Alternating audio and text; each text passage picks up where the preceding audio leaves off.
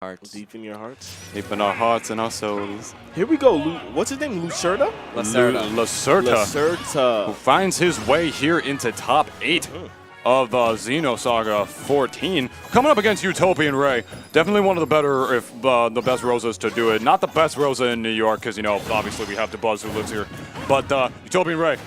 Yeah, he's definitely up there. On the East Coast, I can so name the Buzz, obviously, at the top of that list. Then you have Big Schmeat Billy. Yeah, you got Then him. you have, for those who don't know, that's not his name. I'm just not going to say his name. Yeah, you also have Jay. And then you have Jay. Yeah. Oh, yes, Jay. Yeah. And then Utopian Ray. Yeah, who's also very good. Utopian Ray, my man. The one time this guy played Zero, took him down to Game 5, man, on the last stretches of that, man, way back at KTAR 20. But enough about that. We got him up against Lacerta right now, and he's putting in a lot of work against Lacerta. Literally an over 100% deficit this look in the percent easy, right now. man. He really, really is. Oh, but the rage. The rage. Ooh, not quite enough. I think he was holding down and in, which is how you're supposed to DI the aerial afterburner kick like that, or at least the normal afterburner kick as opposed to the downward one, which is you just DI straight away. But and that's the thing with Luma. With Luma being there in the combo, it kind of gives you a little bit more time to be able to DI and shift your positioning while the afterburner kick is hitting you and Rosa and the Luma. So that's something that you can see Utopian Ray taking advantage of. And that was actually another cool thing that Utopian was taking advantage right there too. He actually stalled himself twice with the down B. Yeah, like with the galactic pole, which was really interesting. I've actually never even really seen a Rosa do that, at the very least not twice in a row. And the thing with Rosa is that Rosa, it's not exactly a completely linear recovery. You can mix it up a little bit, but it has no hitbox, it has no invincibility, and Bayonetta is one of the best offstage edge guarders in the game, if not the best offstage edge guarder. So when Rosalina is actually offstage against Lacerta, she has to play it pretty carefully, which is what you saw Utopia doing right there. This time going with the aggressive option, trying to bait him into something unwise for him. But this is looking pretty good so far, as Utopian Ray is just continuously asserting his advantage and asserting his dominance. And just as I say that, the meaty down air going to take that stock. The hitbox on that down air is so huge, and the knockback is ridiculous.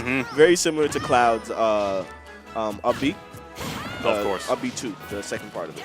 Yeah. On landing, that thing is insane. I've seen people die at like 13 on the Smashville platform. Like, it's bad. And one thing I don't see Lacerta doing very often is that he was able to separate Utopian and the Luma right there for just a little bit, but he didn't start attacking the Luma. And Bayonetta has a lot of attacks, such as up air and I believe back air as well, that cause knockback to the Luma regardless of its health.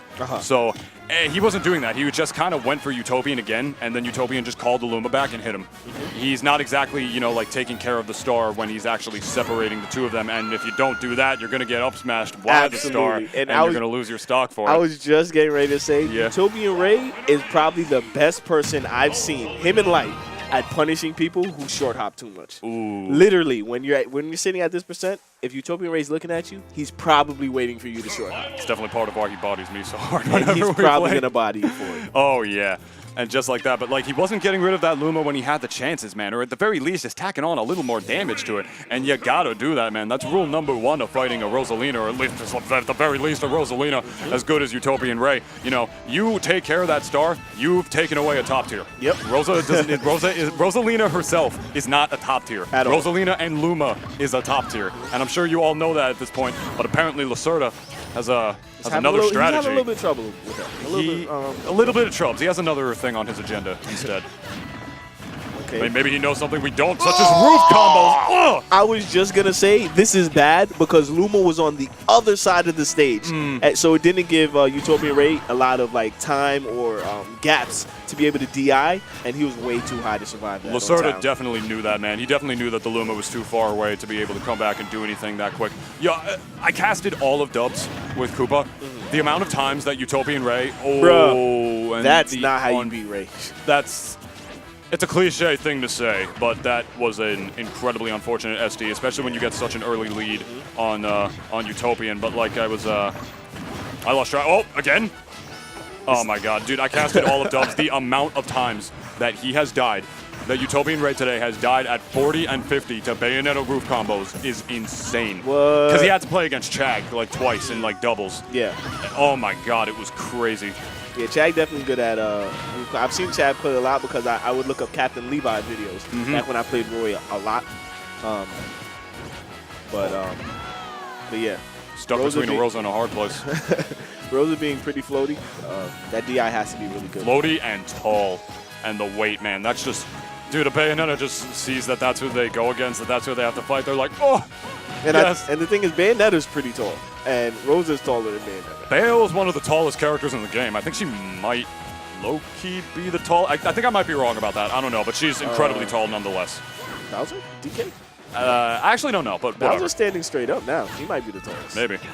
But nonetheless, about 120%. I mean, you can't count anybody out. This is not elite. Especially Bayonetta. Oh, this is not elite anymore, but there's no Luma. Oh yeah. This is when Lacerta really has to try and force his way in and just get those roof combos because there's really not too much Utopian will be able to do about it with that much rage. Okay. And this is how it gets started, holding down to the forward air. I think that was very smart by Utopian. And there you go. There you go. Dash attack that star. Get that thing out of there. You might have just won yourself the game, Lacerta. Let's see. Yeah, you gotta make it back to the stage now. Yeah. Nonetheless, dash attack can be it's pretty laggy from Bayonetta. It's not the safest option, but if you have enough space to get rid of Luma, it's definitely something that you want to do. Oh, you don't want to be there. The shield. Oh, that's gonna do it. Yep. Yeah, that jab 3. Super strong. And when you're at that kind of kill percent, man, it's not going to matter. That's going to launch you off with your lightweight, your tall body. You don't have the pillow to cushion you anymore. She killed the pillow too. It's rip. A lot of people rip for Lacerta. A lot of people